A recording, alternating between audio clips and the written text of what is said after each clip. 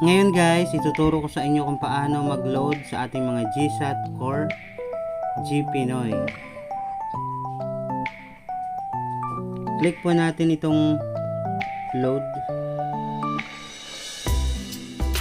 Then i-click po natin itong non-telco. Tapos ilagay po natin dito yung number na gusto nating makareceive ng PIN. Then next. Click po natin itong KTV.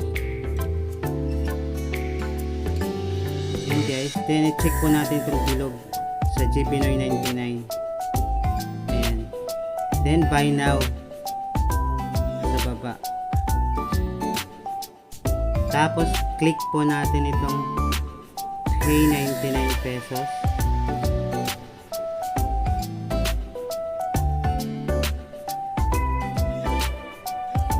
Ayan guys. Close na natin. Tapos guys, wait na lang natin na makareceive tayo ng notification, ng confirmation na successful na yung ating pagbili ng load sa ating GCash para sa GPinoy. Ayan guys, successfully purchased GPinoy 99. GPinoy 99 guys. So ngayon out tayo dito guys sa GCash. Punta tayo sa ating search bar sa Google. Tapos search po natin yung GPinoy. Tapos click po natin itong GSAT web loading tool. Tapos ayan po yung website ng GSAT. Click natin. Then dito po ilagay na po natin yung ating serial number or ating box number na 16 digit.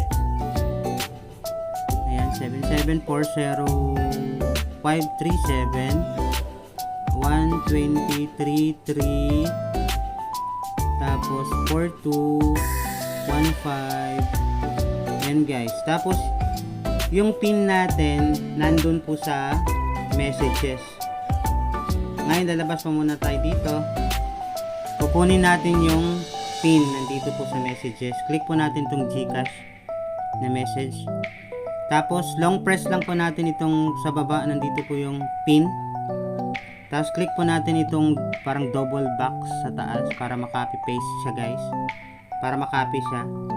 Then out tayo dito, babalik tayo sa website ng GSAT web loading tool.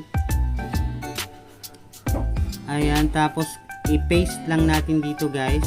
Burahin natin lahat yung mga hindi kailangan dyan ng mga numbers and letters and mga period. Yung toldok dyan, bura. Lahat guys, ang ititira natin yung pin lang po, yung pin number. Ngayon guys, bago natin click yung submit, make sure po natin na talagang yan ang ating serial number. Baka mapunta po sa iba yung load natin, ganon. Click na po natin yung submit.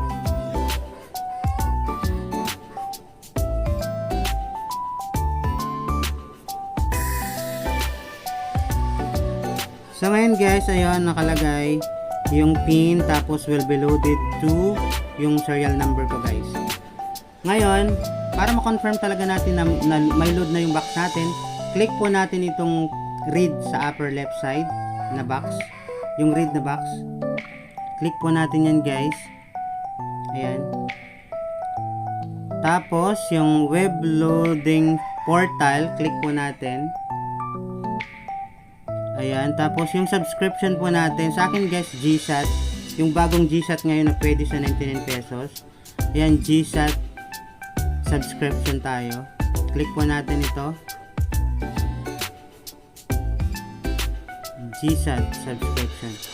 So ayan guys, ilalagay po natin uli dito yung box number or serial number ng ating GSAT. 7740537 tapos 120 33 tapos 4215. Then ilagay po natin yung CAPTCHA 32377. Then submit po natin. Ayan na guys, may load na tayo. October 16, 2024 hanggang November 16, 2024. So and guys, ganun lang kadali mag-load sa ating mga GSAT or GPinoy or kahit signal or satellite. Doon mismo guys kung saan ako bumili ng GSAT or GPinoy 99, scroll down nyo lang guys, nandun po lahat yung load ng ating mga digital cable. So ngayon guys, thank you so much for watching my video.